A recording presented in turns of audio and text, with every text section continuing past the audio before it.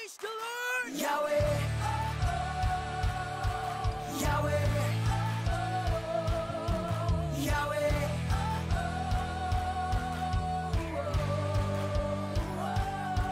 Yahweh,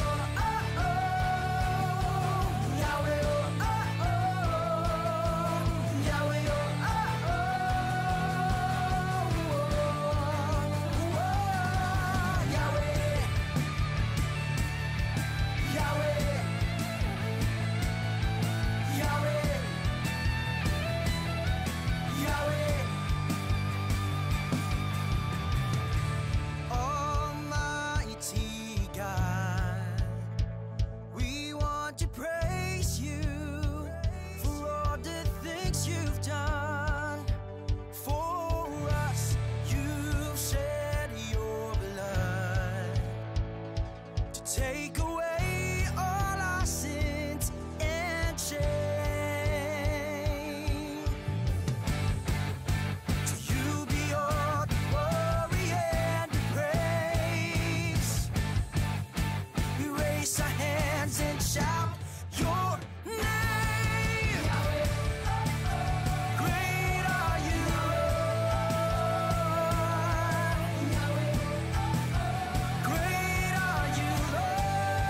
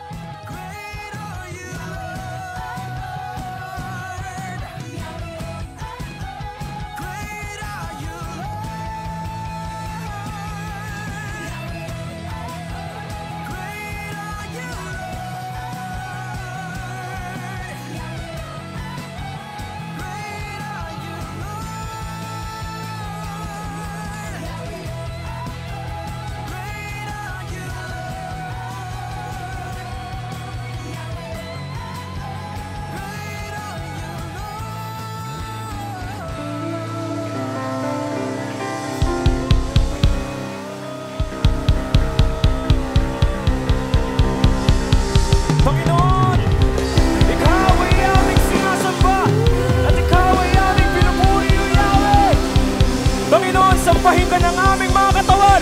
Sampahin ka ng aming mga labi, O Yahweh. Panginoon, sa iyo po namin ibinabalik ang lahat ng papuri at ang lahat ng pasasalamat sa tanging pangalan ni Jesus. Everybody shout! At pwede bang ipalakpak yung mga kamay na yan?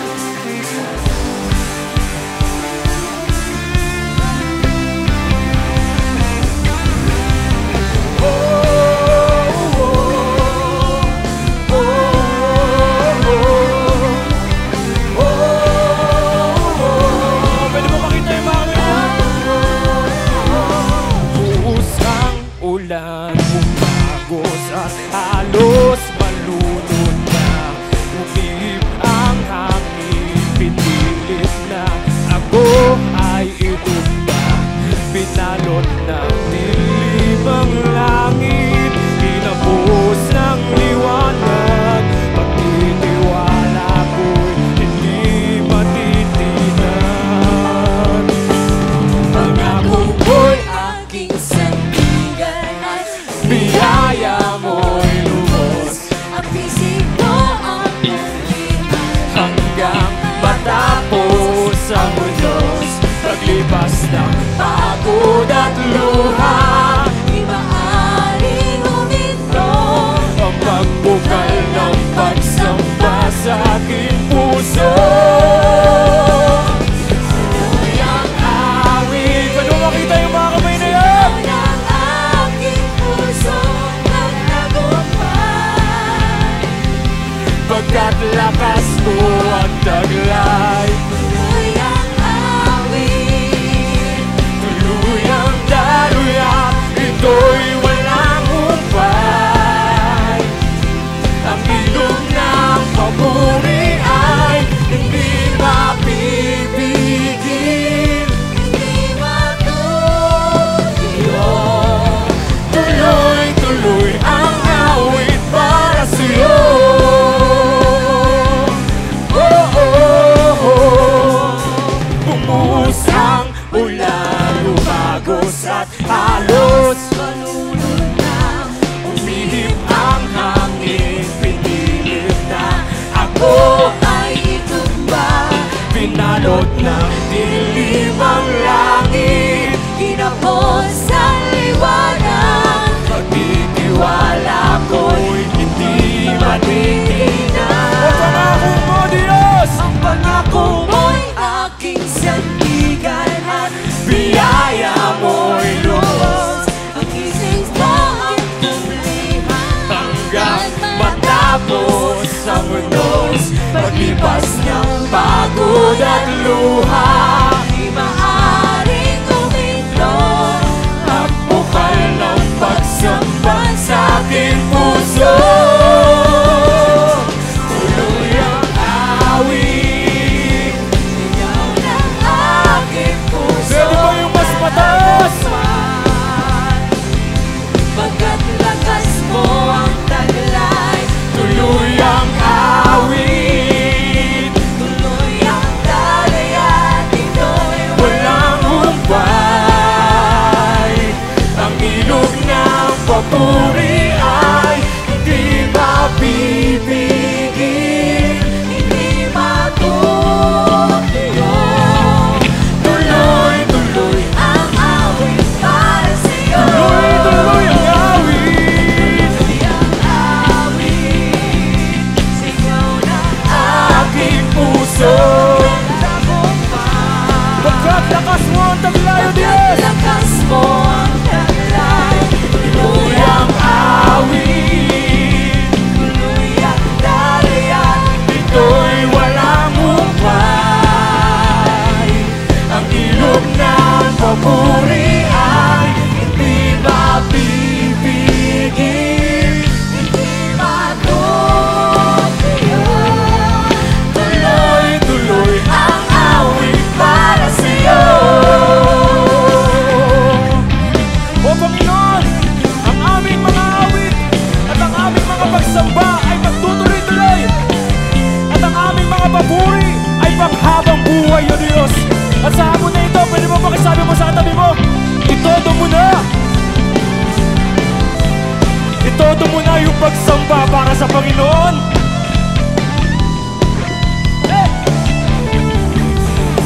Tuloy ang awit. Pwede ba yung mas mataas? Aking pusong nagtagumpay. Pagkat lakas mo ang taglay. Tuloy ang Awit. tuloy ang dalayan. Ito'y walang upay. Ang ilog ng papuri ay hindi mapipigil, hindi matutuyo. Tuloy-tuloy ang awit para sa'yo. Isa pa! Tuloy ang Awit, sigaw ng aking pusong Alam ko, kami kaya pang ilakas yan. Pagkat lakas mo ang taglay. Yaman lang din nandito ka na, itodo mo na.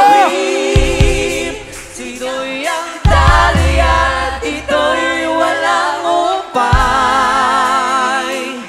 Ang ilog ng Papuri ay hindi mapipigil, hindi matutuloy. pwede ba natin samahan ang tuloy yan? Tuloy-tuloy ang awit 1, 2, 3, para sa'yo. Tuloy ang Awit, sigaw ng aking pusong nagtagumpay. pagkat lakas mo ang taglay.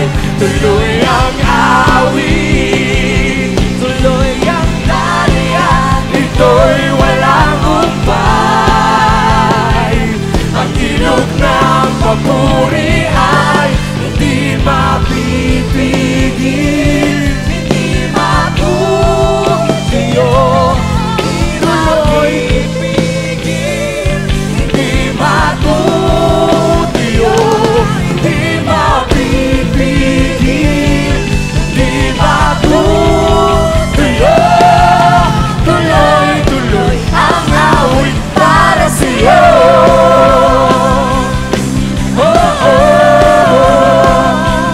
Minsan pa pakitaas yung mga kamay na yan. Hallelujah! O Diyos, salamat sa mga kamanghamang mga gawa. Panginoon, hindi kami titigil, Panginoon, na magpuri sa iyo, Panginoon. Hindi kami titigil, Panginoon, na sumamba sa iyo, Panginoon. Hindi kami mapapagod na magpuri sa iyo, Yahweh. Kaya minsan pa, Diyos ko, naging mabuti ang Panginoon sa buhay mo. Pwede bang pasalamatan mo siya? Yung may kasamang hallelujah in 1, 2, 3. Hallelujah! Hallelujah!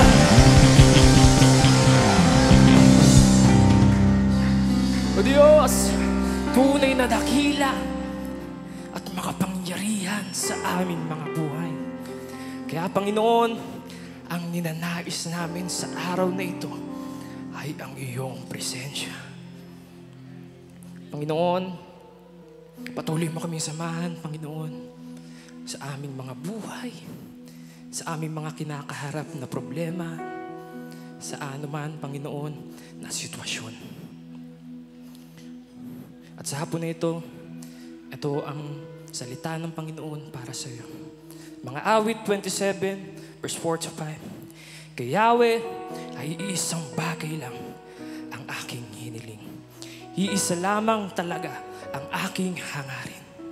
Ang tumira sa temple niya habang buhay, upang kagandahan ni Yahweh ay aking pagmasdan. At dooy humingi sa kanya ng patnubay. Itatago niya ako kapag may kaguluhan. Sa loob ng kanyang templo, ako'y iingatan. Sa ibabaw ng batong malaki, ako ay ilalagay. Amen. Pwede ba sa araw na ito naisin natin ang presensya ng Panginoon? Pwede ba sa araw na ito ay naisin mo yung pagmamahal ng Panginoon? O Panginoon, sa gitna ng kaguluhan, sa gitna, Panginoon, ng mga problema, alam namin, O Diyos, na kami ay sasamahan mo. Diyos, Ikaw ay tapat at Ikaw ay mabuti sa aming mga buhay. Pwede ba ngayong araw namnamin natin ang presensya ng Panginoon? Pwede bang itaas po natin yung mga kamay na yan? Tandaan ng pagmamahal at pagsuko natin sa ating Panginoon.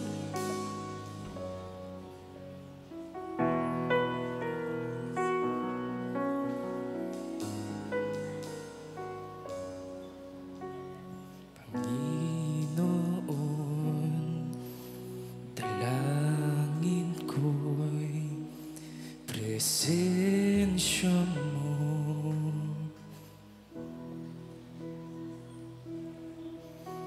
pag-ibig mo'y walang hanggan, kahit di ko namamalayan.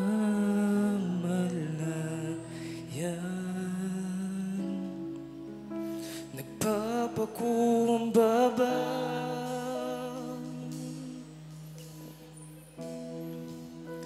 nang maranasan ka. Ang nais ko'y Ikaw, O Diyos, mula noon hanggang dulo. Ang nais ko'y pagsama mula noon hanggang dulo.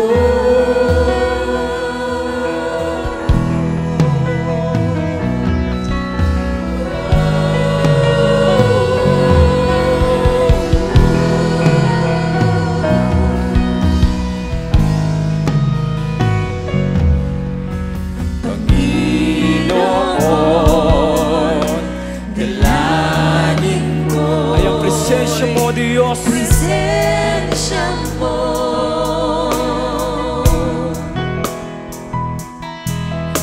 Pag-ibig mo'y walang hanggan, kahit di ko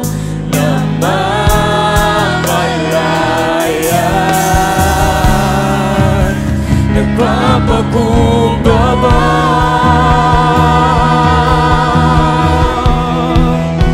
nang maranasan ka.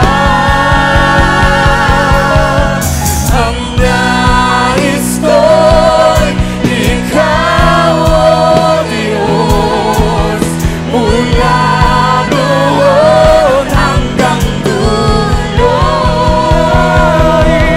Nais ko'y pagsama mo, mula noon hanggang dulo.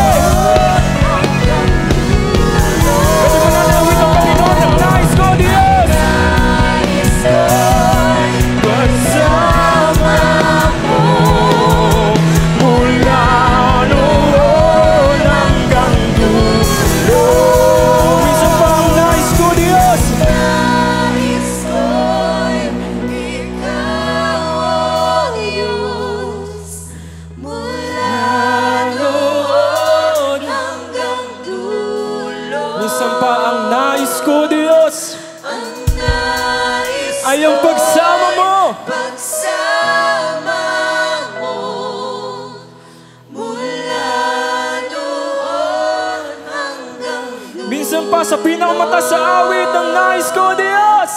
Ang nais ko'y ikaw, O Diyos, mula noon hanggang dulo.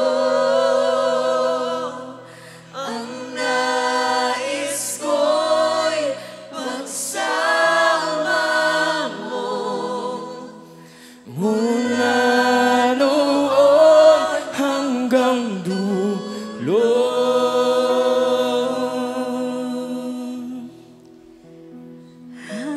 habang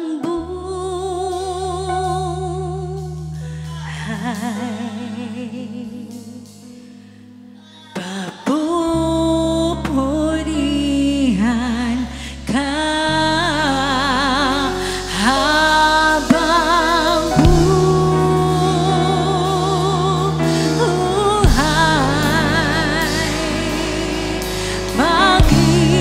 Maglilingkod sa'yo Habang buhay,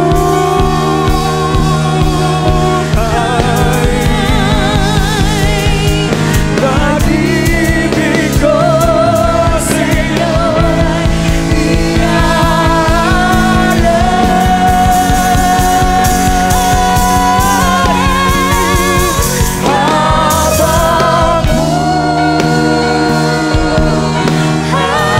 papupurihin ka, Yahweh. papupurihan Ka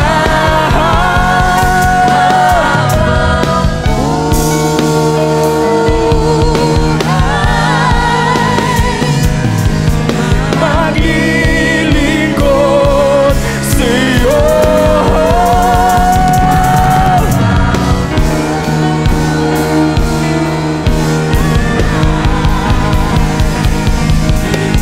Pag-ibig ko sa'yo'y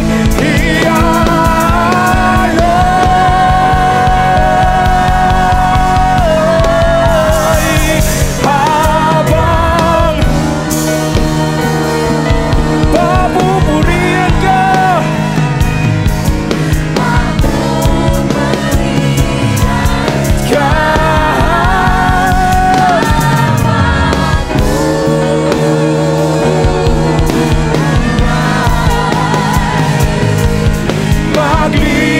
maglilingkod sa'yo.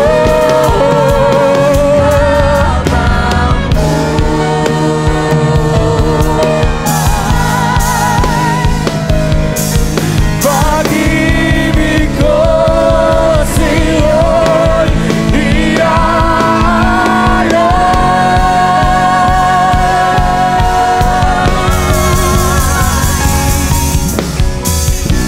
Ikaw ang tunay na Diyos. Ika'y walang pagkulang. Ika'y nag-iisa.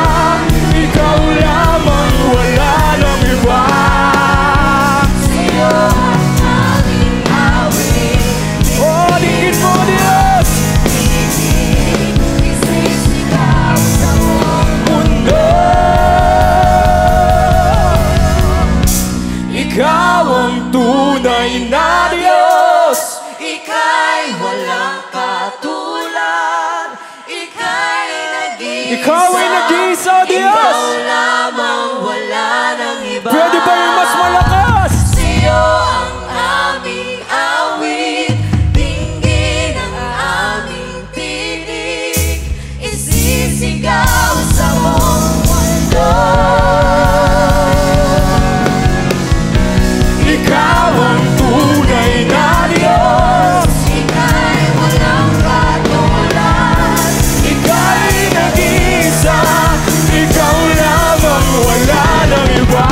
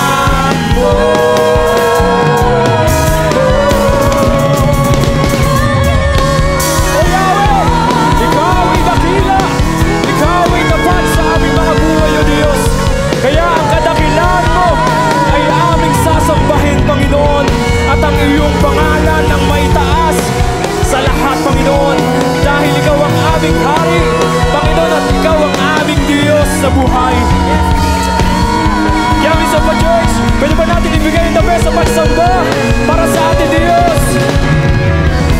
Oh, hallelujah! Best worship to God. Shout your hallelujah! Best worship. Shout your hallelujah! Best praise. Shout your hallelujah!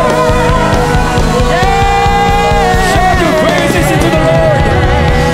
Pwede bang isigaw mo yan?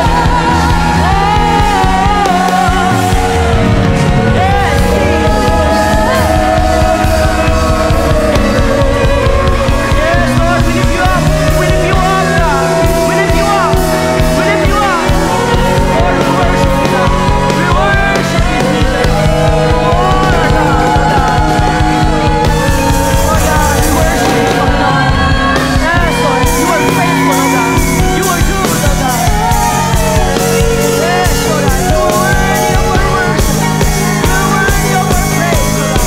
You are worthy, oh, God.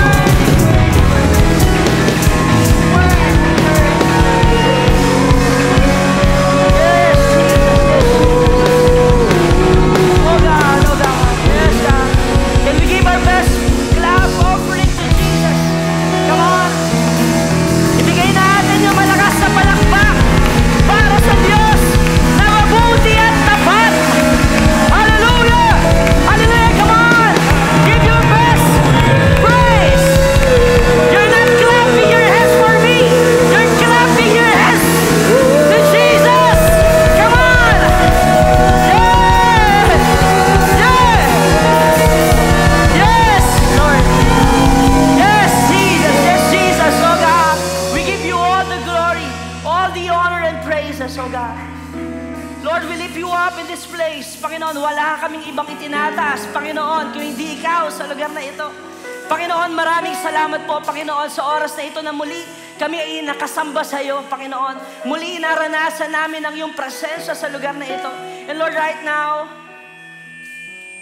gusto lang namin, Panginoon, na maranasan ka, Panginoon. Katulad po ng inawit namin kanina, ang aming pagsamo, Panginoon, ay ikaw lamang, Panginoon. Ikaw lamang, Panginoon, at wala na pong iba. At Lord, sa oras po na ito, ang dalangin po namin, huwag niyo po kaming iiwan. Huwag niyo po kaming iiwan, Lord. Huwag mo po kaming lalagpasan, Panginoon, sa oras na ito. Lord, ngayon, kami ay makakarinig, Panginoon, na nanggagaling sa iyo, Panginoon. Lord, nawa po ang puso ng bawat isa ay ma-ready, Panginoon. Ang puso ng bawat isa ay bukas, Panginoon, sa iyong salita. Hindi lang namin basta maririnig, kundi mai-apply po namin sa aming mga buhay, Panginoon. Lord, right now, sa oras po na ito, tinataas po namin ang aming mga pangangailangan sa iyo. Lord, alam mo po, Panginoon, ang bawat kakulangan at kakapusan, Panginoon. Kaya Lord, katagpuin mo kami, Panginoon, sa oras na ito. Lord, kami po ay aminado, Panginoon, that without you, Panginoon, wala kaming magagawa. Wala kaming kayang gawin. Kaya Lord, samahan mo po kami. Samahan mo po kami. Lord, this afternoon,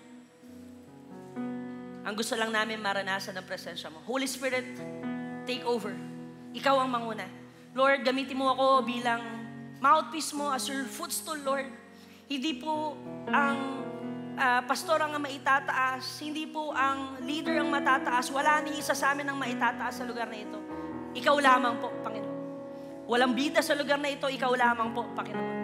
Kaya Lord, pinupuri ka namin at sinasamba. Itinataas sa iyong pangalan.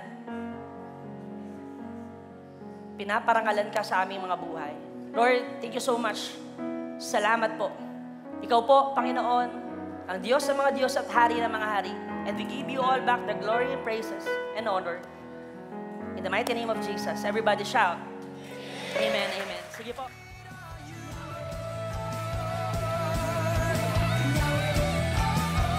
Great are you, Lord. We will worship till tomorrow comes. Forever we'll sing our praises to you. In your presence you have changed our lives.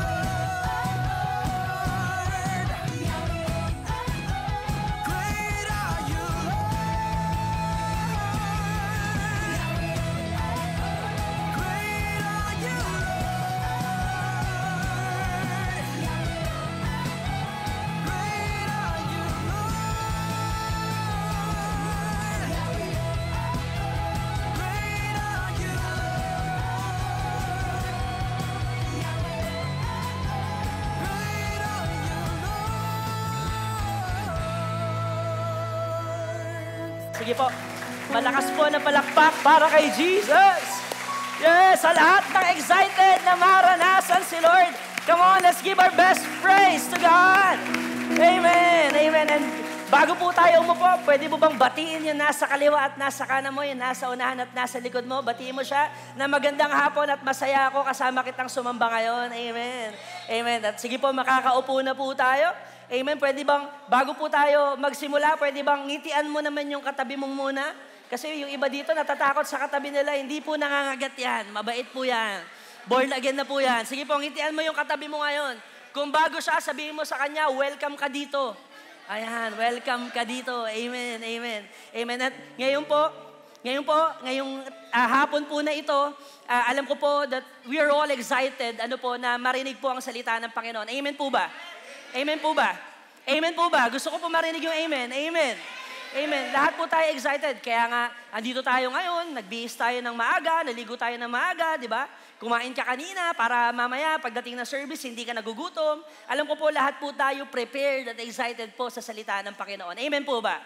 Kaya kung ikaw excited ka, tandaan mo to kapatid, hindi ka bibiguin ng Panginoon sa oras na ito at makakatagpo mo siya. Sige po, malakas na palakpak para sa Panginoong Diyos. Amen, amen, amen. At before I start, with our topic, sa sermon po natin ngayon, gusto ko lang po mag-share po sa inyo ng story about po sa experiment po nung way back 1960s. At ito po ay tinatawag na monkey experiment. Ayan. Huwag mo tignan yung katabi mo. Ayun, monkey experiment. At alam niyo po ang ginawa po dito, nung 1960 po, sila po ay naglagay po ng, meron pong 4 na unggoy. Ayan, 4 na unggoy. Sabihin mo, unggoy. Unggoy. Ayan, 4 na unggoy para magising lang. 4 na unggoy po. At yung 4 na unggoy po yun, nilagay po siya sa isang cage. Experiment po ito, may tinatry po silang mangyari, yung mga researcher, may tinatry po na malaman, ano po ba ang ginagawa na itong mga unggoy na to at paano po ba sila nag-a-adapt, paano ba sila natututo, ano ba ang ginagawa nila. Alam niyo po, yung 4 na unggoy, sabi ko nga kanina, nilagay po sila sa loob ng cage. At sa loob po ng cage, kasama po ng 4 na unggoy, meron po dong isang hagdanan. At nasa taas po na hagdanan ay meron pong isang saging. May banana.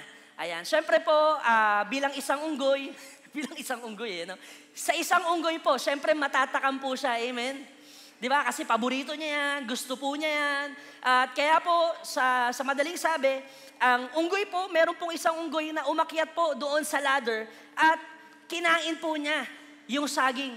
At alam niyo po, ang experiment po na ito, ang ginawa po ng mga researcher, may pangalawang stage po, na kapag umaakyat po yung unggoy, ini-sprayan po nila yung mga other monkeys sa baba ng cold water.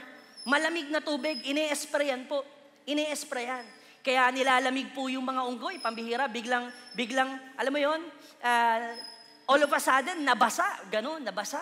At nung nabasa po, siyempre, nilamig sila, nataranta sila, anong nangyayari, kasi ini-sprayan sila. At nangyari po, bumaba na po yung isang unggoy na kumain sa taas at yung pangalawang unggoy naman po ang sumubok na umakyat, natakam rin, kumain, nilagyan po ulit ng researcher. At yung pangalawang unggoy po, natakam at kinain rin po. At nangyari po ulit yung nangyari kanina, na na-sprayan po uli yung other monkeys ng malamig na tubig. Kaya ito pong mga unggoy, ang nangyari po, naisip nila na na-realize nila kaya sila nababasa ng malamig na tubig kasi may umaakyat at may kumakain ng banana. Nagigets niyo po ako? Nasusundan niyo po ako? So, ibig sabihin, nababasa sila kasi may umaakyat. Kaya inis na inis sila. Sabi nila, pinapababa nila yung unggoy na kumakain. Bumaba ka dito, bumaba ka. At ang nangyari po, nung bumaba po yung unggoy, yung kumain, yung pangalawang unggoy na kumain, binugbog po nila. Binugbog nila. Kasi ikaw ba naman, di ba? Mabasa ka na malamig na tubig. Ayan yun eh. Nagulat sila, nasusyak sila. Kaya po, ang nangyari po, na-realize nila na hindi sila dapat umakyat kasi ini-sprayan sila palagi. Kaya ang nangyari po, wala na pong gustong umakyat doon sa ladder at kumuha ng banana. Dahil bubugbugin sila ng mga kasama nila dahil kasi mababasa sila. Naiintindihan niyo po ako. Kaya wala na pong sumubok na umakyat. Pero ang ginawa po, pangatlong stage, alam niyo po, yung researcher po, pinalitan po nila yung isang lumang monkey ng bagong unggoy. Okay po, at yung unggoy po na yon, naka-hoodie. Ayan, naka-hoodie siya. Para po mak-identify nyo na bago po siyang unggoy. At yung unggoy po na yon, syempre bago siya, bagong salta siya, anong gagawin niya? Nakita niya yung ladder, may saging sa taas, aakyatin niya, tama po ba? Kaya po inakyat po niya. At bago po siya umakyat, lalapit pa lang siya pambihira. Binugbog na agad ng mga unggoy, na lumang unggoy. Huwag kang aakyat dyan. Hindi mo alam ang meron dyan. Mababasa kami. Di ba? Possible, ganun po. Binugbog na lang siya. Hindi niya alam ba't ako binubugbog nito. Kaya po ang nangyari, wala na pong nagtangkang umakyat. Kaya po nagtuloy po yung experiment, pang-apat na stage po, pinalitan pa po ng isang bagong monkey, yung isang luma.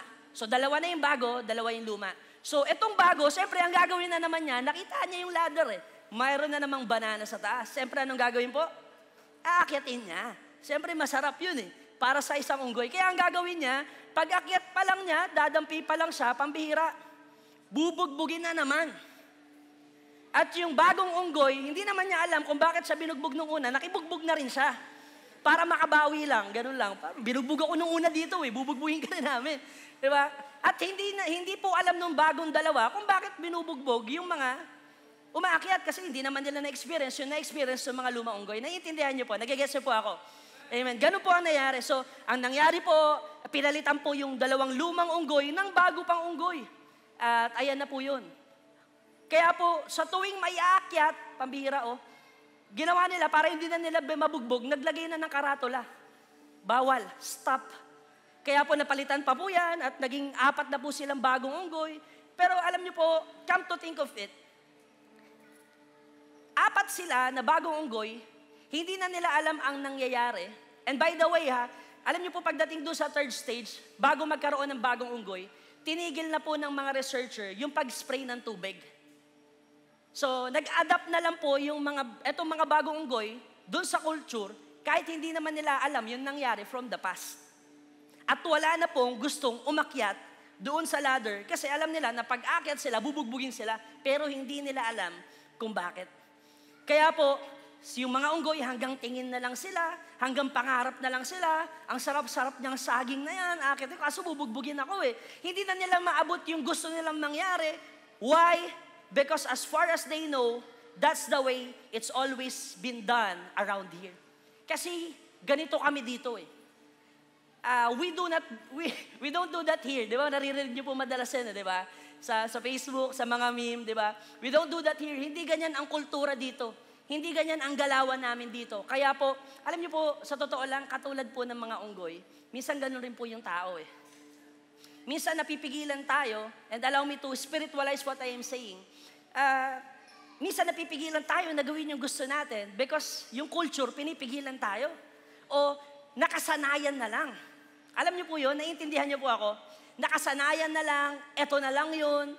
Hindi ko na pwedeng marating yung gusto kong marating kasi eto na yung culture eh. Dito na ako nasanay, dito na ako tumanda, dito na ako pinalaki. Eto na ako eh, habang buhay na lang ako dito. Kaya po, nakakalungkot po na minsan ang tao ganyan. Wala nang sumusubok. Minsan ganun po tayo. Wala nang sumusubok, walang nagtangka. Kasi ito na yung nakasanayan, naging cycle na po natin. Hanggang doon na lang tayo. Kasi yun nga po yun lang kasi yung dapat. At ginagawa natin yung kasi hindi na natin inaabot yung gusto nating abutin. Kasi sa atin, wala naman nakagawa niyan. O minsan, ayaw na nating mangarap ng kakaiba kasi hindi rin kinaya ng iba. Pero alam niyo po, church, tayo po bilang mga anak ng Panginoon, nung naging born again ka na, nung naging Christian na tayo, ulitin ko po yung sinabi ko last time, ang buhay mo hindi na ordinaryo. Extraordinary na. Sabihin mo nga sa katabi mo, extraordinary. Extraordinary na. Hindi ka na yung normal. Hindi ka na, sabi nga sa Bible, hindi ang citizenship natin wala po dito sa earth, kundi nasa langit na. Amen po. Nasa langit na ang citizenship natin. At tayo po, alien lang po tayo sa mundong to. Kasi yung tunay po natin na mundo, nasa piling ng Diyos. At sa langit po yun. Kaya po, ang buhay po ng isang Kristiyano, extraordinary na. Hindi ka nilikha ng Panginoon para maging ordinaryo lang. Kasi yung kapangyarihan ng Panginoong Diyos ay nasa buhay mo na. Because the power and the Holy Spirit is living inside of you. Inside of us. Nasa atin na po ang kapangyarihan ng Panginoong Diyos simula nung tinanggap na po natin siya. Kaya hindi po ang buhay natin ay ordinaryo lang. Tayo po ay extraordinary na. Amen po. Pero minsan tayo po bilang isang Kristiyano, napipigilan tayo kasi nakakalimutan natin na nilikha po tayo ng Panginoon to do greater things. Minsan tayo po ay napanghihinaan, minsan tayo po ay natatakot, tayo po ay nahihiya, tayo po ay kinakabahan, dinadaga po ang dibdib natin kasi pambihira nakakatakot yan, Lord, ayoko dyan. Kaya alam niyo po, gusto ko pong itanong sa inyo, unang tanong, what if the impossible barriers we perceive are frequently just obstacles in our own minds? Paano kung hindi naman totoo yung imposible? Paano kung hindi naman talaga totoo yung mahirap mangyari? Paano kung hindi naman talaga totoo yung delikado? At iniisip lang natin na, alam mo yun, hirap hindi ko kaya Hindi ko kaya yung pinapagawa ng Panginoong Diyos Kaya po in Proverbs 29, verse 18, ang sabi po ng Bible, where there is no vision, people, ano po sabi? People perish. Kapag ang isang tao daw po wala pong vision, kapag ang isang tao wala po siyang gustong mangyari, kapag ang isang tao hindi niya na inabot yung vision na binibigay sa kanya ni Lord, dyan na nagsisimula na mamatay ka. Pwede kang buhay ngayon pero wala kang vision. Buhay ka lang, para kang walking dead, para kang zombie. Alam mo, naglalakad ka lang pero wala kang purpose. Minsan ng Kristiyano po, gano'n. Pero sa oras po na ito, tinuturuan po tayo ng Panginoon that hindi tayo gano'n. May vision po na binibigay po sa atin ng Panginoon. Kaya po, ang sabi ng Bible, where there is no vision, the people perish. But without the courage to do it, dreams die. Totoo po, where there is no vision, people perish. But kapag wala pong courage to do it, namamatay po yung pangarap. Mamamatay yung pangarap kasi hindi mo na ginawa Kaya po ito, pangalawang tanong sa atin. Ilang pangarap mo ba ang nanatiling pangarap pa rin? Matatapos na ang taon, magbe-bermans na naman. Maybe noong 2023, yung prayer mo, Lord, sa 2024, akin ang taon na to. Inangkin mo na, pambira ka. Mamigay ka naman. Diba? Tapos, all of a sudden, pagdating ng 2024, bakit ganito? Maybe nung January, di ba, marami kang nilista sa New Year's resolution mo.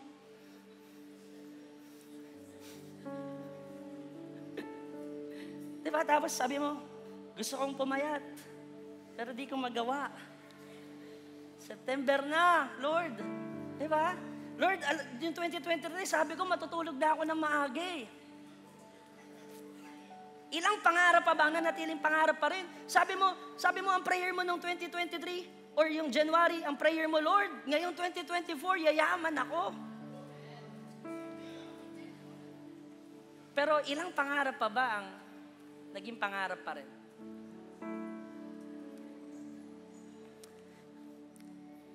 Kaya po, sa totoo lang, maraming pangarap ang pangarap pa rin kasi hindi natin pinipilit gawin yung gusto mangyari sa atin ng Panginoong Diyos. Dahil natatakot po tayo. Kaya po ang tanong sa atin, pangatlong tanong, what would your life be like if you were 10 times bolder? Tingin mo, kung 10 times bolder ka, 10 times na mas matapang ka, ano ka kaya ngayon? Ano kaya ang buhay mo ngayon? Siguro kung ako po artista na ako.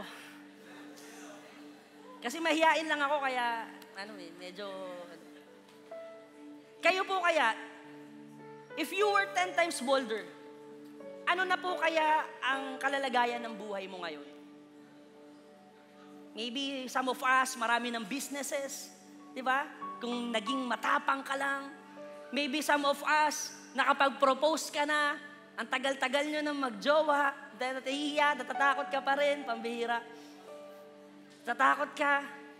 Ay, nako. Iligaw-ligawan mo yan, ituloy mo yan. Dapat, ang purpose po ng dating, papunta sa marriage. Hindi po pwedeng date lang. Hindi pwede. Dapat yun ang pagka magjojowa ka, ang pinaka-focus mo na dyan, aasawahin ko na to. Yun na yun. Yun na yun. Pumapalakpak yung mga 12 years old, ah. Hindi pa kayo kasali. Mga 21 and above lang.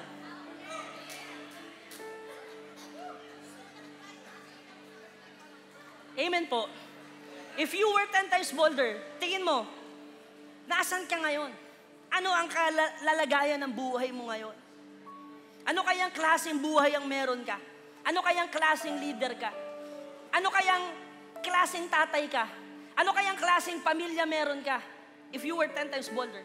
Or ano kayang klaseng follower ka ni Jesus? If you were 10 times bolder.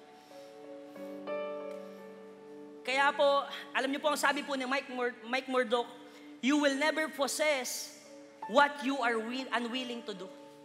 Hindi mo daw pwedeng mapossess o makamtan yung mga bagay na hindi mo willing gawin. Kaya para mapossess mo yung bagay, yung vision, yung pangarap, yung gusto mong mangyari at gusto ni Lord mangyari sa buhay mo. This is our title for today. Risk taker. We have to take risk. Sabihin mo nga sa katabi mo, take risk. Take risk. Take risk. Alam niyo po, ang ibig sabihin po ng risk, risk is to place something valued in a position or situation where it can be damaged, lost, or exposed to danger. It is like placing yourself sa situation na pwede kang masaktan. Yun daw po yun.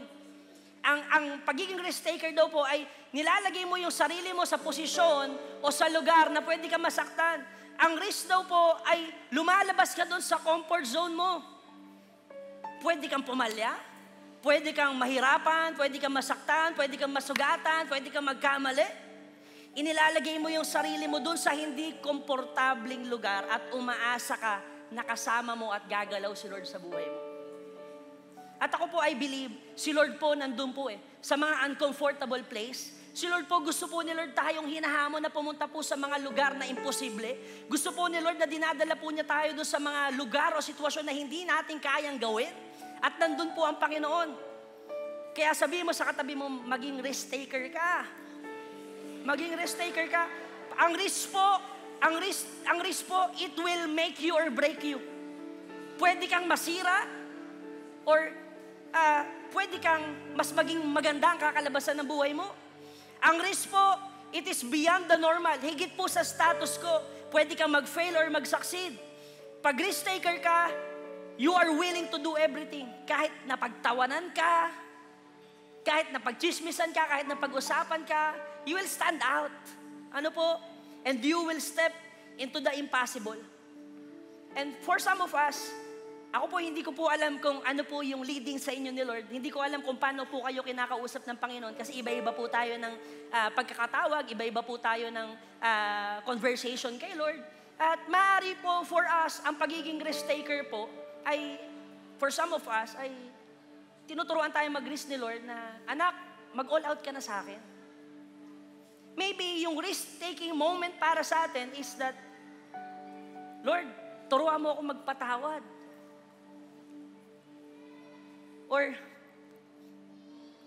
it might be, tinuturuan tayo ni Lord na lumabas doon sa comfort zone po natin at umalis na po tayo doon sa comfortable place na kung saan meron tayo. Lumabas tayo doon sa hindi komportableng lugar. Kaya po, in order to see the promise of God, you have to be okay with taking risks and taking them often. Kung gusto mong maranasan yung promise ni Lord, yung mga bagong bagay na promise sa'yo ni Lord, you have to be okay with taking risk. You have to be okay with taking risk. Kasi po, tayo po sa church, tayo pong mga anak ng Diyos, we are called to take risk in the name of the Lord. At gusto ko lang po itong mapaintindi po sa inyo to na maiga kasi ayoko po mami-misinterpret nyo po ako. Pag yung pinag-uusapan po natin dito ang take risk, hindi po yung para magrebelde ka ha. Hindi po yun. Hindi para maging independent ka, hindi po yun. Ang tinutukoy ko po dito, magte-take risk po tayo para sa Panginoong Diyos kung ano yung pinapagawa niya sa atin. At kapag may pinapagawa si Lord, hindi po yun para mapasama ka, kundi para mapabuti ka. Amen po. Masakit siya, pero dadalhin ka ng Panginoon doon sa pangako niya para sa'yo. Maybe pwede kang madapa, pwede kang masaktan, pwede kang mahulog, pwede kang masugatan, pero dadalhin ka ng Panginoon doon sa greater place o doon sa mighty things na ginawa para sa iyo ng Diyos. Kaya po, we are called to take risk in the name of the Lord. We are called to take risk in the name of the Lord. Christians, church. Kaya po, if we do not risk anything for God, we will never do anything great for Him. Kapag hindi tayo natutong mag-risk para sa Panginoon, wala tayong magagawang anything great for Him. Kaya po sa paglilingkod sa Diyos, ang pagiging born again, ang pagiging Kristiyano, hindi lang po yan basta sinasabi, ginagawa po natin yan. At kapag sinabi ng Panginoon na sumunod ka, ang gagawin natin, susunod lang po tayo. Amen po. Kapag sinabi ng Panginoon na follow me, susundan po natin ang Panginoon. Pag sinabi ni Lord na gawin mo to, then we'll just do it. Amen po. Kaya po alam niyo po, sa Bible, kung meron man pong isang tao na talagang nag-take risk po at sumunod sa Panginoon, ngayon po pag-uusapan po natin ang buhay po ni Peter. So siguro po, ang lahat po sa atin, familiar po tayo sa story po ni Peter. Amen po. Sa story po ni Peter na naglakad po siya doon sa tubig kasama po ni Jesus. At alam niyo po in Matthew chapter 14, verse 22 to 33, kung may dala po kayong Bible, pwede po kayong makibasa sa akin. Kung wala naman po, kung may Bible app, pwede rin po doon. At meron rin po tayo sa screen. In verse 22, it says here, immediately after this, Jesus insisted that His disciples get back into the boat and cross to the other side of the lake, while He sent the people home. In verse 23, after sending them home, He went up into the hills by Himself to pray. Night fell while He was there alone. Verse 24, meanwhile, the disciples were in trouble far away from land, for a strong wind had risen and they were fighting heavy waves. About 3 o'clock in the morning, Jesus came toward them walking on the water. Isipin niyo po for the sake ng mga hindi pa po nakakarinig na story ni Peter. Nauna po yung mga disciple, si Lord po, sabi niya, mauna na kayo, ako mananalangin ako. At nauna po sila, nandun po sila sa Sea of Galilee, babiyahe po sila, habang nandun po sila sa boat, meron daw pong malakas na bagyo, malakas na alon. At hindi lang po malakas na alon, nangyari pa to ng 3 a.m. Imagine niyo. Ibig sabihin, madilim po. Nung unang panahon, siguro po, wala pa pong life vest, hindi nila alam kung paano sila masasagip, kung malulunod po sila. Sino po dito naka-experience na bumiyahe sa barko tapos sobrang lakas ng bagyo? Alam mo, masuka-suka ka na. Naka-experience na ba kayo ng ganon? Ako, naka-experience ako ng ganon. Naalala ko, nung nasa Macau po ako, pabiyahe po kami papunta sa Hong Kong galing Macau.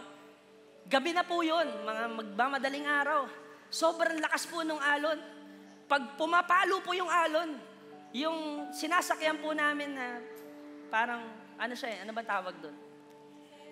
Ferry, ayan. Gumagano, no? Pag. So tuwing lumulutang, tuwing gumaganon yung alon, tumatalon talaga siya, kaya napapaganon ako eh. Yung ikaw rin napapaganon. Tapos, kinakabahan na ako kasi first time ko yun. Tapos yung nasa likod ko, kumakanta ng still, when the oceans rise and kaya lalo akong kinakabahan, Lord, isagip mo ako dito.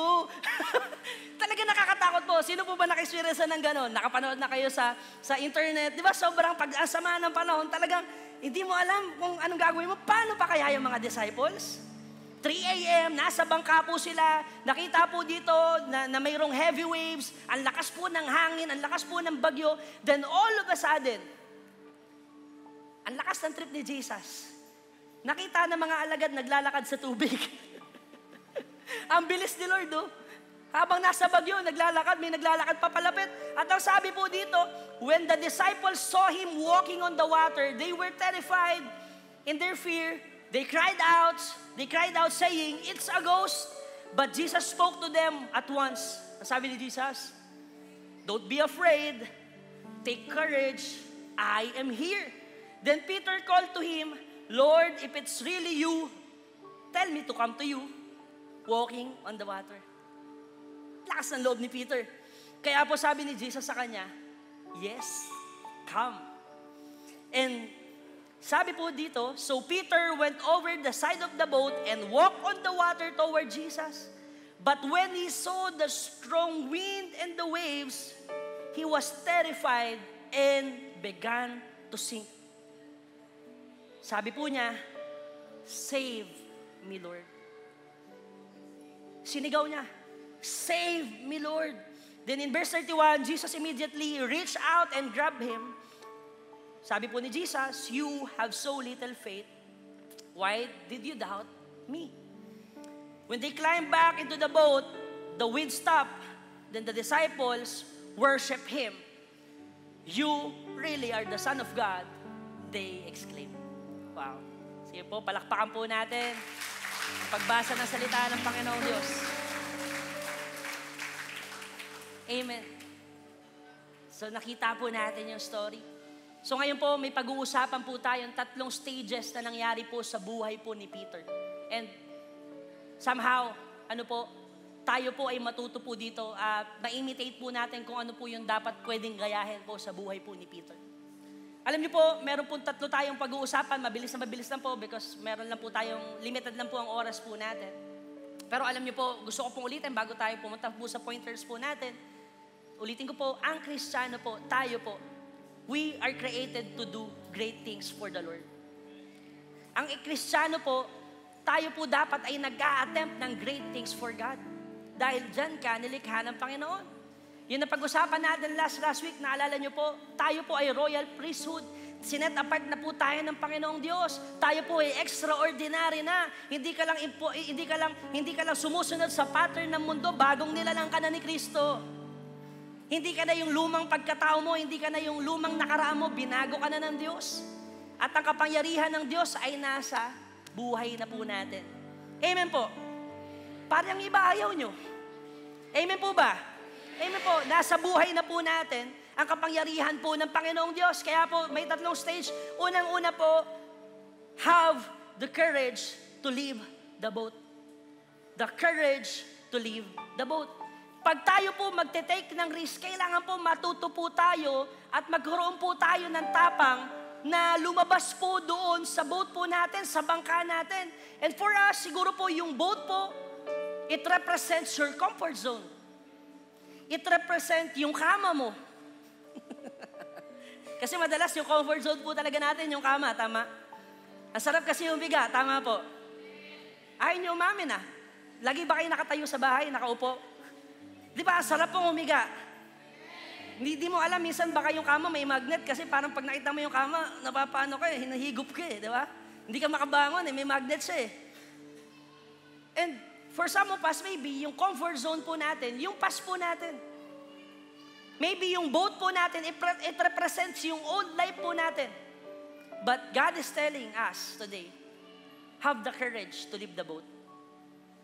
Magkaroon ka ng tapang na iwanan yung bangka mo at sumunod sa akin. Ang sabi po sa Matthew chapter 14 verse 28-29, then Peter called him, Lord, if it's really you, tell me to come to you walking on the water. Nung nakita po ni Peter na nandun po si Jesus naglalakad, habang binabagyo po sila, siguro umiyak yung mga disciple, yung mga apostle, kasi syempre kamatayan na nila yun, ang lakas sa bagyo. Nakita nila si Lord papalapit, oh. Tapos itong si Peter, ang lakas ng tama. Lord, kung ikaw yan, pwede punta ako dyan. Nainggit eh.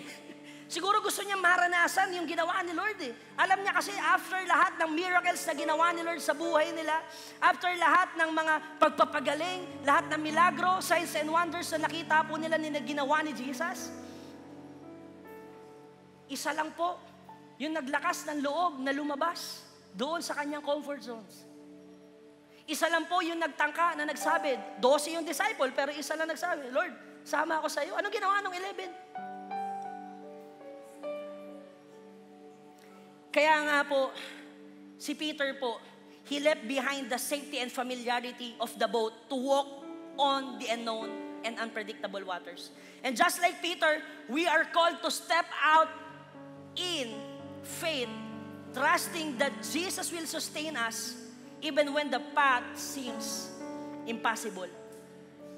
Kaya for Peter, he was willing to do yung mga hindi willing gawin ng mga kasama niya.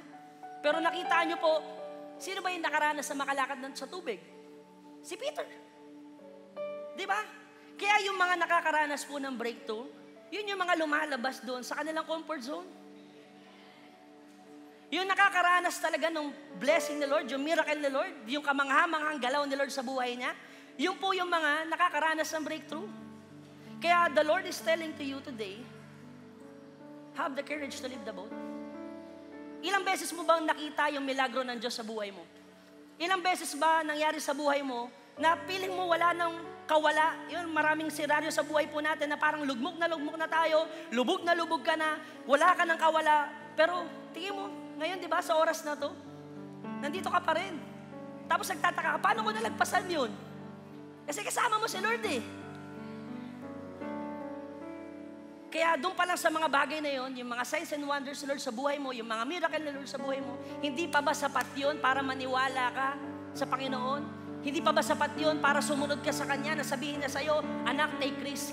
Anak, sunod ka sa akin kahit na mahirap. Kaya po, if God tells you to do something, then go and do it. Go and do it. Gawin mo. Kapag sinabi ni Lord sa'yo, gawin po natin. Kasi alam po natin that doon tayo i-bless ni Lord. Doon na-honor si Lord, doon napapangiti si Lord. Kaya po, if your faith in God is just a philosophy, then it's not the gospel that Jesus preached. Kung ang Christianity sa'yo o yung pananampalataya sa'yo sa Diyos ay parang relihiyon lang, naku, nagkakamali ka. Ang pagiging born again, hindi lang po yan religion na Sunday lang, attend lang ako, basta pag, alam ko, pag born again, hallelujah, praise the Lord. Ganun lang, attend lang ako ng church. Hindi po yun. Ang pagiging born again po, bilang ang pagiging binagong buhay na ng Panginoon, hindi lang po yan religion. Hindi po yan ang privilege ni Jesus. Ang privilege ni Lord, may kayang gawin siya sa buhay mo, kaya kanyang baguhin, kaya kanyang iahon, kaya mong gumawa ng great things for God kasi kasama mo siya. Amen? Amen? That's it. Kaya if your faith in God is just a philosophy, then it's not the gospel that Jesus preached. Because the kingdom is not just a talk, but living in God's power. It's living in God's power. Hindi lang po basta tayo nagsasalita dito, hindi po ganun. Hindi lang po basta masabi lang natin na born again ako, Christian ako, hindi. Ang tanong, nakikita ba sa buhay mo si Jesus? Nakikita ba ng tao sa labas o yung mga nakakahalubilo mo si Jesus sa buhay mo? Yan po yung totoong born again. Ang totoo pong born again, nakikita po si Jesus sa buhay niya. Sino ba nakikita sa buhay mo? Si Jesus ba o si Si Papa mo?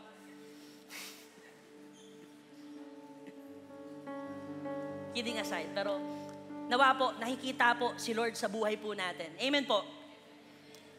Alam niyo po, iniisip ko to eh. Alam niyo habang ginagawa ko yung word. Kasi nga sabi natin, di ba? Sabi ng Bible, tayo po ay set apart na ni Lord and we can do great things for God. Kasi kasama po natin siya. Ito po naisip ko, ito tanong. If you can only do what unbelievers can do, how can you prove to the world that God lives in you? Kung ang ginagawa natin ay yung ginagawa lang rin naman ng unbelievers, ano yung pinagkakaiba po natin sa unbeliever? Kung ang ginagawa natin ay yung ginagawa lang rin naman ng mga hindi mananampalataya at walang Panginoon sa kanilang buhay, what makes the difference between sa atin at sa mga unbelievers? Kaya nga po tayo believers kasi tayo dapat yung nagtitake ng risk. Kaya po tayo believers kasi po nakikita po natin na pwede tayo mag-take ng risk kasi makikita po natin yung galaw ng Panginoon kapag tayo po ay nagtitake risk para sa Kanya. Amen po. Kaya believers, Christian, church, take risk para sa Panginoon. Kasama mo si Lord.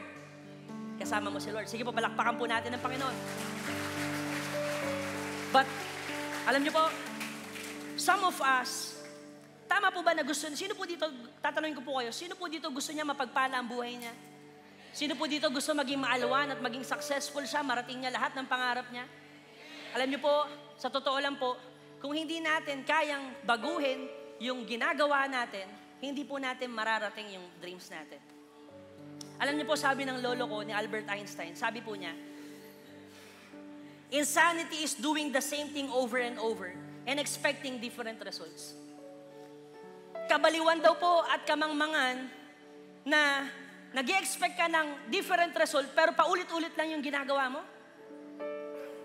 Gusto mo maging mayaman, paano kaya yaman? Ayaw mo mag-start ng negosyo. Gusto mong tumaas yung trabaho mo, yung sweldo mo sa trabaho mo, ayaw mong galingan. Paano? Amen? Amen po? Gusto mong magbago. Gusto mong magamit ka ng Panginoon, pero nandun ka pa rin sa tropahan mo na pinipilit kang ilayo sa Diyos. Wow.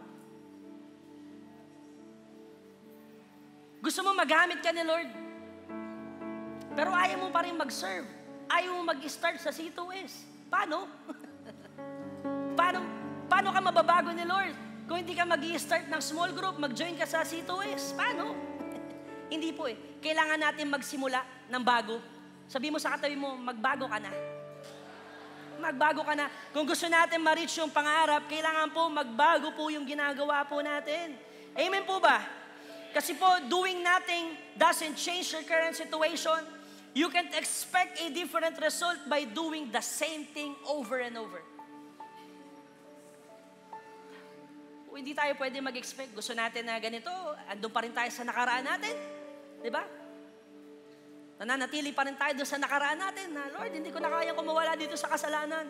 Hindi to na ako lumaki. Hindi ko na kaya mapigilan ng bisyo.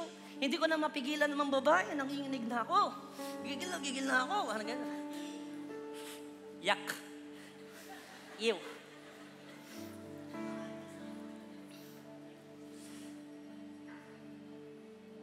Kaya po, kabaliwan, kung gusto mo mangyari yung pangarap mo, pero paulit-ulit ka pa rin sa present situation mo. Amen po. Kaya sa oras po na ito, God is calling us.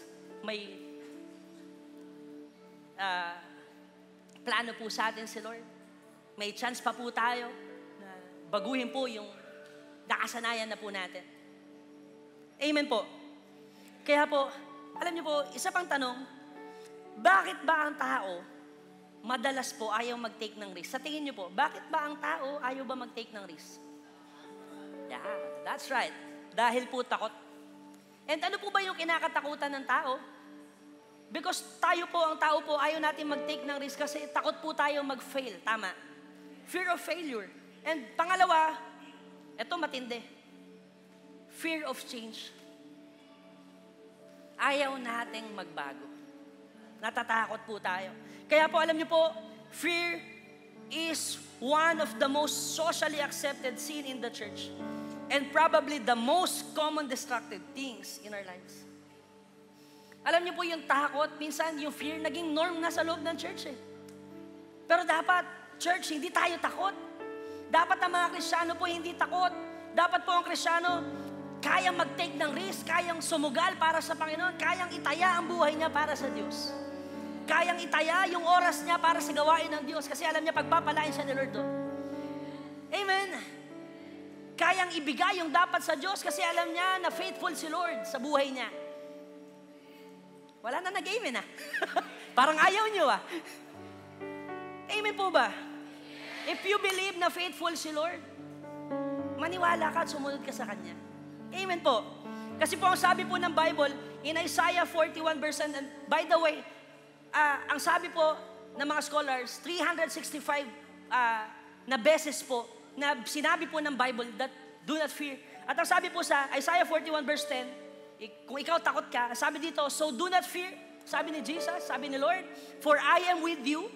Do not be dismayed, for I am your God. I will strengthen you and help you. I will uphold you with my righteous right hand. Wow. Kaya huwag kang matakot, kapatid, na mag-take ng risk para kay Lord.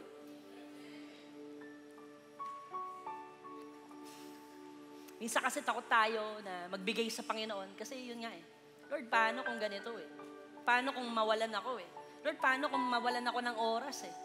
Pero sabi ni Lord, do not be afraid. Don't be dismayed, for I am with you.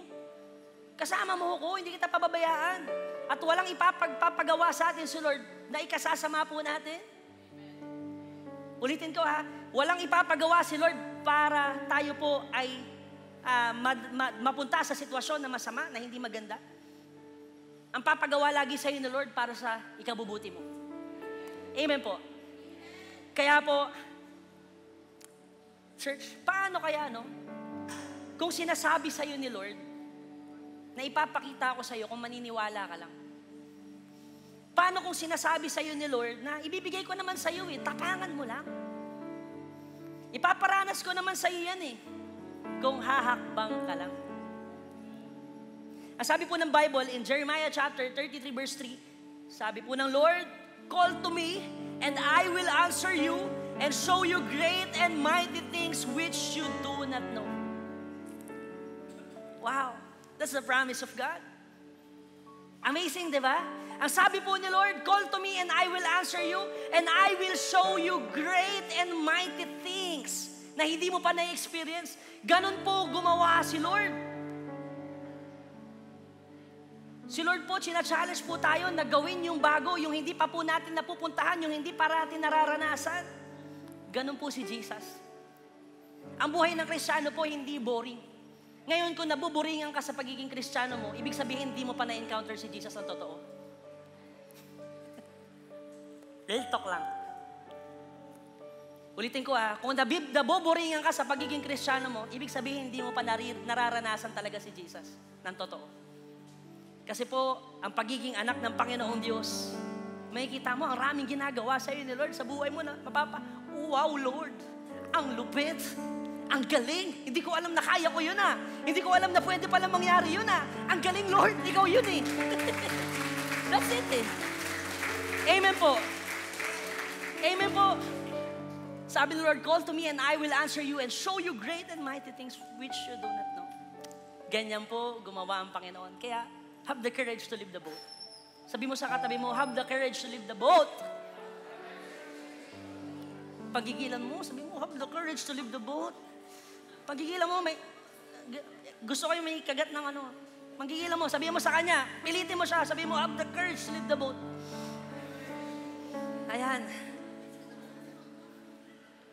Pangalawa pong bagay na naranasan po sa stage po ng buhay po ni Peter is there will be a challenge of distraction.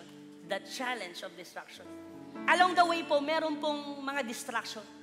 Ang sabi po dito sa Matthew chapter 14 verse 30, but when he saw the strong wind and the waves, he was terrified and began to sing, "Save me, Lord," he shouted. Nung si Peter po, umahakbang na siya, lumalakad na po siya, papunta na po siya kay Jesus. Alam mo yung tuwang-tuwa sa Lord, grabe siguro yun, Habang lumalakad siya, nakikita niya, bumabagyo. Alam mo yun, dahil po sa faith niya, nag-take siya ng risk, dahil po sa pananampalataya niya kay Lord, habang humahakbang, natutuwa. Pero pagtingin niya sa gilid, ang laki ng alon, pambihira. Nagbigla, nag-waver yung faith. Pagka-waver ng pananampalataya, pangatlong hakbang, pang-apat na hakbang, pagkita ng alon, biglang lumubog. Pagkalubog, lunod agad. Anong ginawa ni Lord? Siguro hindi ko alam kung gaano kalayo yung distansya ni Jesus sa kanya. Pero sabi ng Bible, dali-dali, parang naging si Flash, ang bilis Pagpasok nun, dinampot. Yung bigote, ginanon. Joke lang po. Pero tinulungan po siya ni Lord para umahon. What I'm trying to say is this. Sa paglilingkod po natin, minsan, nagkakaroon naman talaga tayo ng tapang para iwanan po yung bangka po natin. Pero, pag iniwanan mo yung bangka mo, maging handa ka because there will be a challenge of distraction. Hindi porket tumakbang ka na sa comfort zone mo, okay ka na. Hindi nga, kaya ka humakbang kasi wala ka na sa comfort zone, nasa danger zone ka na. Nasa danger zone ka na. Kaya po, there will be a lot of distraction po sa buhay po natin. Marami pong pagkakataon, magkakamali ka. Sa paglilingkod mo, nung naglingkod ka na kay Lord, nung simulang nag-ministry ka na, ang sarap nung umpisa. Okay. Nung naglilingkod ka na, nung na-born again ka na, ang sarap sa umpisa, grabe. Pero along ng journey po, habang lumalakad ka sa pagiging Kristiyano mo, there will be times na mismo yung pamilya mo, yun yung magiging distraction mo. Sila pa yung magsasabi sa'yo na born again ka pa. Habang humahakbang ka sa pananampalataya mo, pag nasa danger zone ka na, may distraction. Marami ang tatalikod sa'yo. Maraming maiinis sa'yo, maraming magagalit sa'yo, maraming pagchichismisan ka at sasabihin sa'yo, magagalit sa'yo mga tropa mo, born again ka pa. Nung na-born again ka, hindi ka na sumasama sa aming uminom. Wala kang kwentang kaibigan. Di ba? Naranasan nyo na ba yun? Di ba? Born again ka pa. Di ba? There will be a lot of distraction po sa buhay ng Kristiyano pag lumakad ka na sa comfort zone mo, pag lumabas ka na. Marami. Pero, alam niyo po, hindi pa tapos ang Diyos. Maaring humahakbang ka, hakbang na hakbang, tinatakbo mo yung pagkristyano mo, may darating ang pagkakataon na madadapa ka, masusugatan ka, masasaktan ka sa sasabihin ng pamilya mo, masasaktan ka kahit sa sasabihin ng leader mo, masasaktan ka sa sasabihin ng katabi mo, masasaktan ka sa pangyayari ng buhay mo, at bisa tatanungin mo pa si Lord, Lord, bakit nangyayari sa akin ito? Sumunod naman ako sa iyo. But, ano po nangyari kay Peter? Nung lumubog po siya, ano pong ginawa ni Lord? Iniwan ba siya ng Panginoon? Hindi. Kasama pa rin niya ang Diyos. That's why, church, sa buhay, pag lumabas ka ng comfort zone mo, pag magte-take ka ng risk, lagi pong may failure. Laging may failure. Sabihin mo sa katabi mo, failure. Lagi pong may failure. Pero alam niyo po, failure isn't final. Failure isn't final. Hindi pa tapos dyan. Maaaring magkamali ka, madapa ka sa paglilingkod mo, pero hindi pa tapos sa iyo ang Diyos. Amen? Maaari pong madapa tayo, maaari masaktan ka, pero hindi po yan yung magbibigay ng rason para sa iyo na huminto ka. Kasi po, hindi pa tapos hanggat hindi pa natatapos ang pinapagawa ng Diyos sa iyo. Amen po. Pag may pinapagawa si Lord, dapat wag mong sukuan. Talagang may failure. Mararanasan talaga yan. Hindi talaga maiiwasan po yan. Pero hindi po natatapos doon. Talaga pong yun ang kahihinatnan minsan ng buhay. Pero sa bawat failure na nararanasan mo, tumatapang ka. Lumalakas ka. Diba? Ano naman kung nagkamali ka? Okay lang yun. Iniwanan ka ba ni Lord? Di ka naman iniwanan ni Lord eh. Ano naman kung nalugi business mo? Hindi naman rason yun para umayaw ka ulit at hindi gawin ulit yun. May matututunan ka sa bagay na yun. Yung mga hindi at dapat mong gawin. Ano naman kung broken ka ngayon? Kung iniwanan ka niya, at least natutunan mo na huwag ka magbo-boyfriend na mukhang takong. Alam mo na, dapat boyfriend mo, di ba? Talagang on fire kay Lord. Amen? Ayaw nyo ata eh. Di ba? Amen po? Natutunan mo na dapat kung gagawa ka ng mga bagay at magdidesisyon ka, alam mo yun? Yung dapat sa ikabubuti mo at ikakangiti ng Panginoong Diyos. Amen po? Kaya po, failure isn't final. Sige, papalakpakan po natin si Lord. Amen? Amen? Amen? Kaya, kapatid, sabihin mo sa katabi mo, huwag kang matakot sa failure. Huwag kang matakot sa failure. Hindi po tayo matatakot sa failure kasi wala naman pong nag-start na magaling na. Lahat po, lagi pong tumutungtong muna sa failure. Ulitin ko wala pong nag-start na magaling na. Wala po dito yung, alam mo yung pagising mo, isang araw, ang galing ko na magpiano Wala pong ganon. Yung baby ka pa lang, pagkapanganak sa'yo, ang galing mo na mag-gitara. Walang ganon. Magte-take yan ng time para makapag-practice ka. Marami kang pagkakamali. Tama po. Kahit po yung mga mayayaman, kami. Kala mo talaga no? Yung mga top na mga mayayaman na tao sa buong mundo, di ba? Yung may-ari po ng Apple, ng Windows, sila Bill Gates, di ba? Ang rami pong failure ang naranasan po niya. Ang rami pong failure naranasan niya. At para lang po maging evidence, same thing with me. Alam niyo po, nung nag-uumpisa rin po ako, hindi rin po ako magaling. Marami po akong maling exhortation. Minsan namamali pa ako ng explanation. Pero inalaw po ni Lord yun para matuto ako eh. Alam niyo po, way back 2017, ako po, bago po ako maging pastor, ang ministry ko po, ako po ay nag-head po ng youth. At masasabi ko po na kawawa po yung mga nilid ko na leader. Kasi pinag-testingan ko sila. Wala akong kaalam-alam sa leadership. Pag ako nag-lead, lagi akong galit. Pag hindi mo nagawa yung dapat gawin, yari ka sa akin. Ganun ako eh. Pagka kahit masaktan kayo, ganito ako. Ganun po akong leader. Hindi ko po alam yung dapat pala bubuo ako ng relasyon. Marami akong mali doon. Kailangan mo na pala magbubuo ng relasyon bago ka mag-utos. Kailangan pala i-mentor mo muna sila bago mo gawin yung gusto nila. At marami po ako natutunan doon hanggang alam mo yun, pagaling ng pagaling, parunong ng parunong. Marami muna akong failure, kaya kawawa sila kasi napag-eksperimentuhan ko sila eh. Pero hindi po doon natapos yun.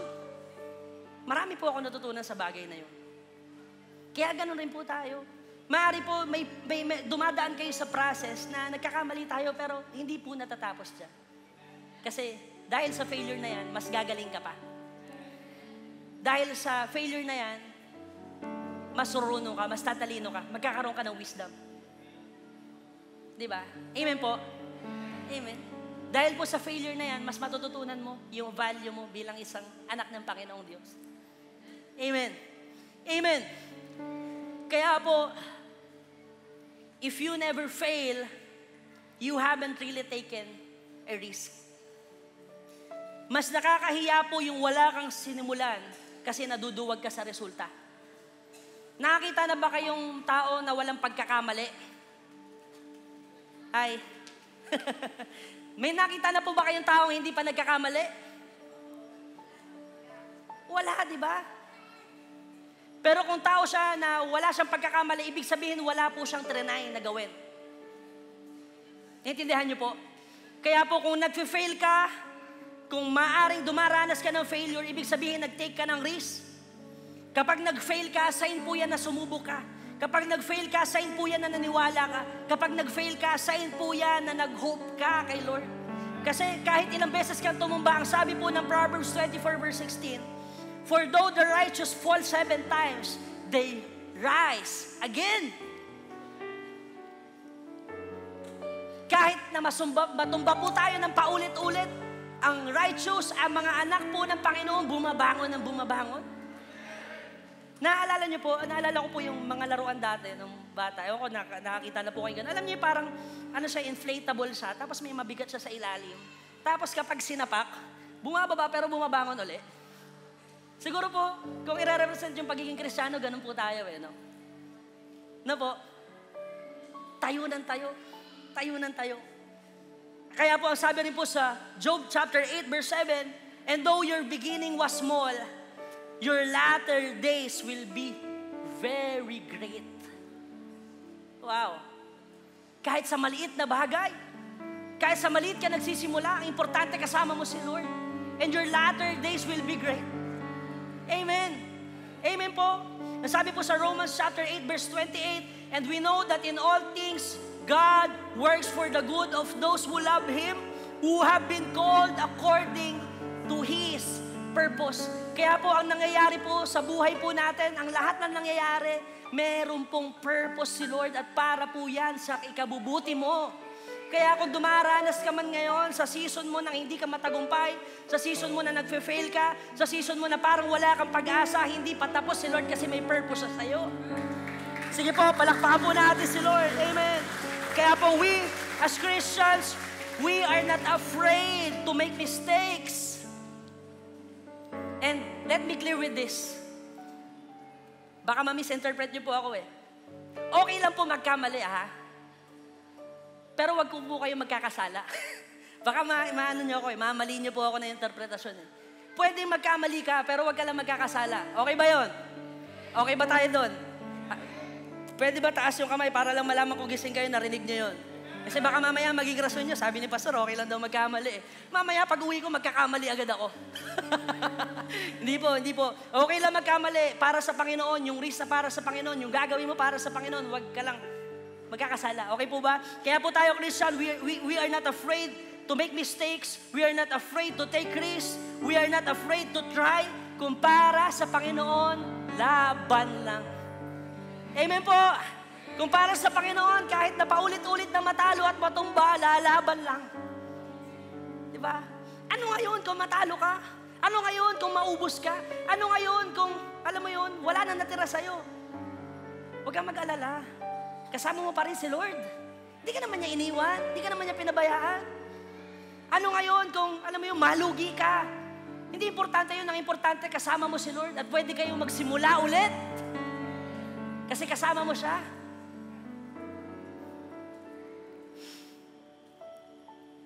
And I pray that we are more hungry than we are afraid. Sana po, tayo as a church, mas gutom po tayo kaysa takot po tayo. Sana po tayong church, tayo po yung magpo-propagate, tayo po yung magte-take ng risk, at tayo po yung risk takers. At sa buhay po natin, makikita po ng lahat ng makakahalubilo natin na unbelievers na, grabe ang taong yan. Diba? Grabe ang tao yan. Ang taas ng pananampalataya niya, ang lakas ng tiwala niya sa Panginoon. Grabe, no?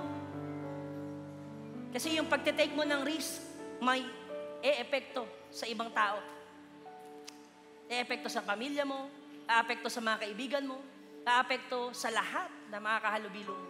At nawa po ma-inspired po ang mga tao sa labas sa buhay ng mga born-again believers. Amen po. Dahil kasama po natin ang Panginoon. Kaya po, never give up on what you know the Lord has called you to do. Never give up on what the Lord has called you to do.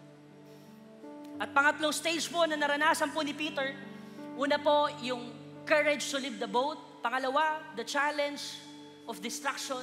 And pangatlo po, the faithfulness of Christ in our risks. In Matthew chapter 14 verse 31, Jesus immediately reached out and grabbed him. Masabi sa kanya, "You have so little faith." Jesus said, "Why did you doubt me?" Ang liit ng pananampalataya mo, sabi sa kanya ni Lord, bakit ka nagduda? Bakit ka nagduda? Bakit ka napanghinaan? Kaya po, alam niyo po, just like Peter, dumarating tayo sa ganong sitwasyon, di ba? Pero ngayon po, naintindihan po natin yung buhay ni Peter. Kapag nandun po tayo sa journey po ng ating, yun nga, ng papunta po, pagtitake po natin ng risk, sana po ang maging panalangin natin sa Panginoon, Lord, give me faith. Samahan mo ko. Kasi sa gitna po ng journey ko, alam ko mapanghihinaan ako, pero Lord, bigyan mo ako ng pananampalataya, ng lakas sa loob na maniwala sa'yo. Nawa po, ganun po ang prayer po natin sa Panginoon lagi. Lord, bigyan mo ako ng tapang na maniwala palagi sa'yo. Na maniwala ulit para sa'yo.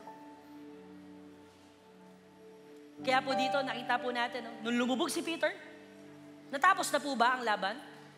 Sinabi ba ni Lord na, ikaw kasi, lapit-lapit ka, bida-bida ka masyado eh. Dapat ginaya mo na lang ibang disciples eh. Hakbang-hakbang ka pa, yan tuloy. Hindi kita liligtas. Ganun ba sinabi ni Lord? Ganun po ba? Hindi eh. Dali-dali, niligtas siya ni Lord.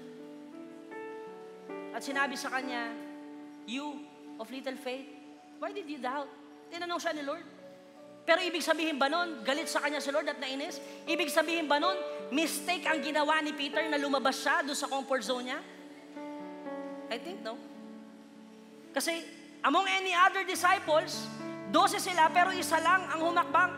Pwedeng nagkaroon siya ng failure, pero sa lahat ng disciple ni Lord, siya lang ang naglakas ng loob at siya lang nakaranas na makalakad sa tubig.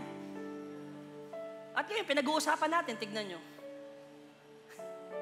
Kasi po yung failure, hindi pa tapos si Lord doon.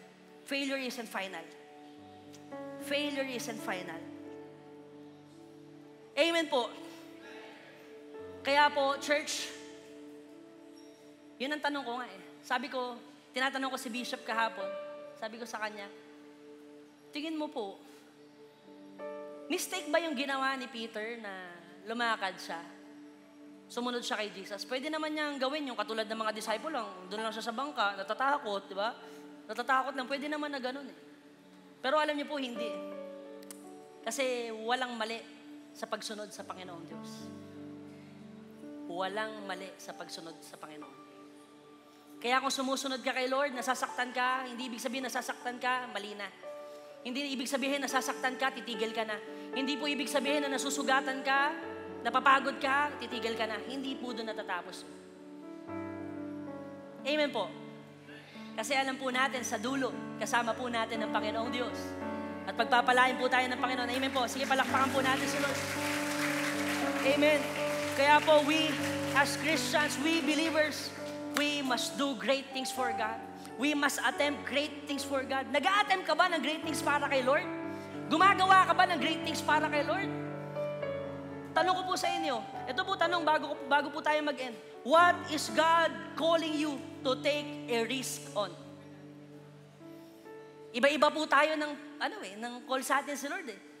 And I believe, every one of us, may pinapagawa sa iyo si Lord.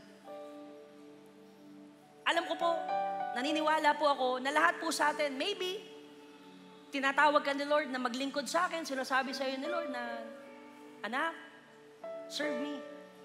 Do the ministry. Maybe the Lord is telling you na, anak, ikaw ang magiging lighthouse sa pamilya mo. Maybe the Lord is telling you na, simulan mo yung business mo na pinagpe-pray mo, sasamahan kita. Maybe the Lord is telling you na, mag-apply ka doon sa nakatakutan mong i-applyan. Kahit mahirap, applyan mo yan.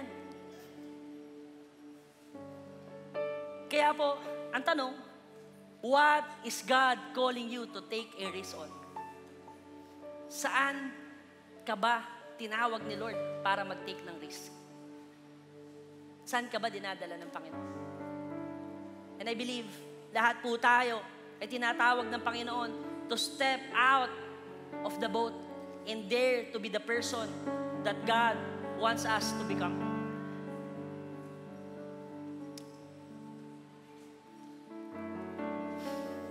Kaya po, sa church po na to, tayo po dito, ang gusto po natin mangyari, tayo po yung ito pong Church of God Valenzuela, ito pong church po natin, gusto po natin that tayo po mga anak po ng Panginoon, tayo po yung gagawa ng great and mighty things para sa Panginoon. Gusto po natin tayo po yung gumagawa ng extraordinary, yung hindi pa nagagawa ng iba. Amen po? Yung parang imposible. Nawa po, tayo po yung maging church na gumagawa ng imposible dahil nananampalataya tayo sa Panginoon na walang imposible sa Kanya. Amen po? Amen po? Kaya po, alam niyo po, ang sabi po ni David Platt, siya po ay isa sa mga paborito kong preacher. Lagi ko po siyang pinapanood. Ang sabi po dito, ang sabi niya, we can retreat from this mission or we can risk everything to fulfill divine purpose for which we have been created. For the sake of millions in our country who are heading to a Christless eternity, I say, let's risk it all. For the sake of the lost people, you and I know, and our families, and our neighborhoods, and our communities, let's risk it all. And as a church, let's risk it all. Kasi marami po sa labas ang nangangailangan ng kaligtasan ng Panginoon. Let's risk it all. Tanggalin mo na yung hiya mo. Tanggalin mo na yung takot mo. Tanggalin mo na yung daga sa dibdib mo. Simulan mo sumunod ngayon sa Panginoon. Huwag mo ikatakot na ibahagi ang Panginoon sa labas. Huwag mo ikatakot na ibahagi ang Panginoon sa pamilya mo. Huwag kang matakot to do great things for the Lord. Umpisahan mo maglingkod. Umpisahan mo mag-ministry. Umpisahan mo mag-join na C2S group. Amen. Amen. Amen. Kasi po, yung totoong nagtitiwala sa kayang gawin ng Panginoon ay natututong sumunod sa pinapagawa niya. Amen po. Amen po. Kaya po, let the size of your God determine the size of your goals. Kung malaki po ang Diyos sa pinaglilingkuran natin, ibig sabihin, kaya rin natin gumawa ng malalaking bagay para sa Panginoon. Amen. Amen. And in Psalms 8:95 verse 3, for the Lord is a great God, the King above all. Wow! Kasi ang Diyos po natin, He is a great God, and He is the King above all. He is the Lord of the Lords. Amen. He is the King of Kings. Ang Diyos po natin ay makapangyarihan sa lahat. At ang sabi po ng Bible, nothing is impossible for those who believe. Kaya ang Diyos na pinaglilingkuran mo, Walang imposible sa Kanya, kaya take risk. Attempt great things for God. Expect great things for God. Gawin natin kahit na masakit, kahit na masasaktan tayo para sa Panginoong Diyos. Amen po. Amen po. Amen po.